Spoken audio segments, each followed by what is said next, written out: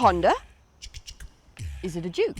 Yep, definitely looks a bit like a Honda from the side. But no, it's not a bird, it's not a plane, but the new Toyota CHR is already flying off showroom floors. So much so, in fact, that if you placed an order today, you'd wait 2 to 3 months for yours to arrive. Let's see what all the fuss is about.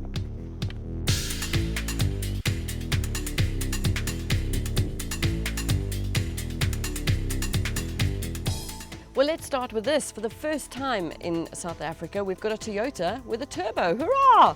And in keeping with the global automotive trend to downsizing, it's a small capacity 1.2 with 85 kilowatts and 185 Newton meters of torque.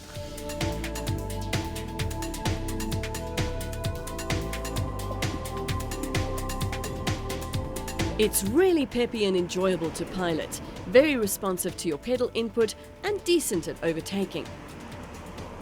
Now you might think it'd be hampered by the CVT that we've got in this top spec model, but actually it's surprisingly good. Can't believe I'm saying that, but I'd even go so far to say it's one of the best CVTs I've ever driven.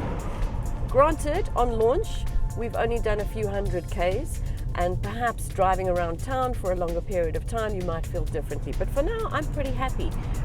It will, if you go from a standing start and you give it proper stick, it will whine, it will scream, but let's face it, this car is not really for robot-to-robot dashes. It is, however, totally designed for the city. CHR stands for Compact High Rider or Coupe High Rider.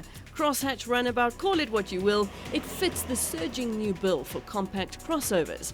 Perhaps priced slightly higher than some of its competitors, starting at $320,000 and going up to around $360,000, but that's not deterring customers. And it's this that'll be attracting them first and foremost. It might be reminiscent of a lot of other car models, but the CHR is nothing if not striking. It's quite a departure from the Toyotas we know, with all its jagged angles and extreme design language, and that's because it's the first model to come out of Toyota's new design hub in Europe.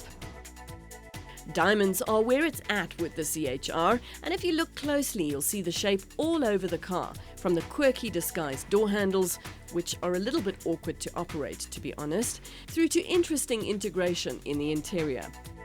I could really rather do without this though. It looks and feels a little cheap and nasty in the plastics, as does the entertainment screen, which is a pity because overall the interior is very nice. This piano black finish here has got a lovely sparkle to it in the sunlight, and I love what they've done with the new center console.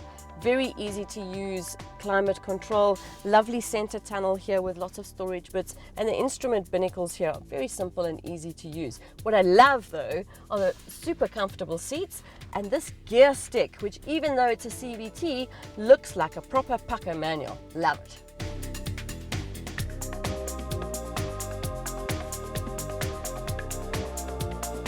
The only thing I wasn't particularly fond of was the driving position. It feels a little bit offset, and it did take me quite a while to feel comfortable at the wheel. The other thing, the center tunnel, although it's great and practical and looks nice, it's a bit of a hindrance when you want to rest your leg perhaps on a long journey.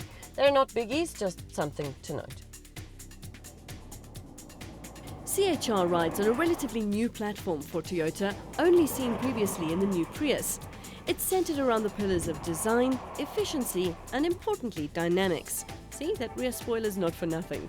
In fact, it's the low center of gravity of the CHR that makes it a real pleasure to drive.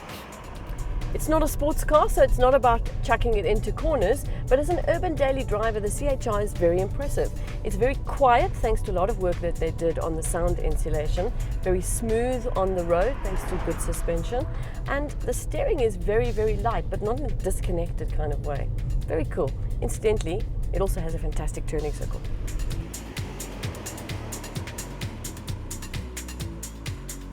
This is the area we shall not speak about though. Because of the full-size spare and sloping roofline, the boot is ridiculously small. And in the back seat, although it's not cramped, you might feel a little claustrophobic, especially with the small windows. The design does also have a negative impact on your visibility as a driver. Size-wise, the CHR comes in just below the RAV. In terms of competitors, it's smaller than a Qashqai, but bigger than a CX-3 or an HR-V. It's a small, funky hatch on stilts with reasonable spec, decent safety, and a really, really enjoyable drive. It's not the most practical of cars, but I don't think that's going to be too much of an issue for the hip millennials it's targeting. Some might grimace at the price, but after the short time I've spent with it today, I can certainly see why there's a waiting list. This car's going to fly.